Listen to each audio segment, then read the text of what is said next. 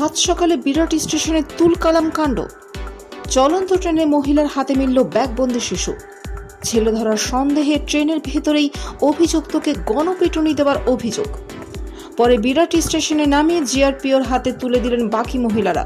সন্দেহ হয় ইতিমধ্যেই ওই মহিলাকে আটক করে জিজ্ঞাসাবাদ শুরু করেছে জিআরপি। এদিকে এই ঘটনার জেরে ধুন্ধুমার পরিস্থিতি বিরাট স্টেশনে, চলছে বিক্ষোভ। রেল অবরোধ করে বিক্ষোভ দেখাচ্ছেন স্থানীয় বাসিন্দারা।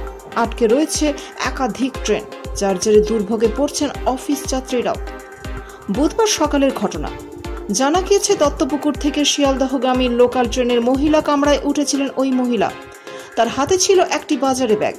তবে যাত্রীদের সন্দেহ হয় যখন তারা দেখেন বাজারে ব্যাগটি নড়াচড়া করছে। এরপরই কয়েকজন মহিলা অভিযুক্তকে জিজ্ঞাসা করেন ব্যাগের ভেতরে কি রয়েছে। প্রথমে অস্বীকার করলেও পরে দেখাতে বাধ্য হন তিনি। আর ব্যাগ খুলতে চক্ষু চড়কা ছবার জোগাড় বাকি যাত্রীদের। বাজারে ব্যাগের মধ্যে রয়েছে শিশু।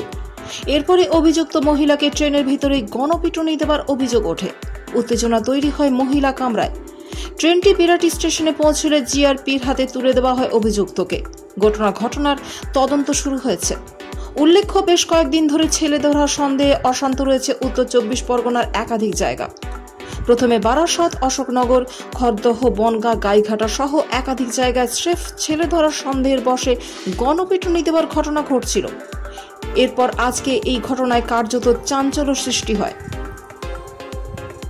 তবে খবর এসছে প্রথমে শিশু চুরির অভিযোগ উঠলেও পরে জানা যায় গোটা ঘটনাটাই গুজব।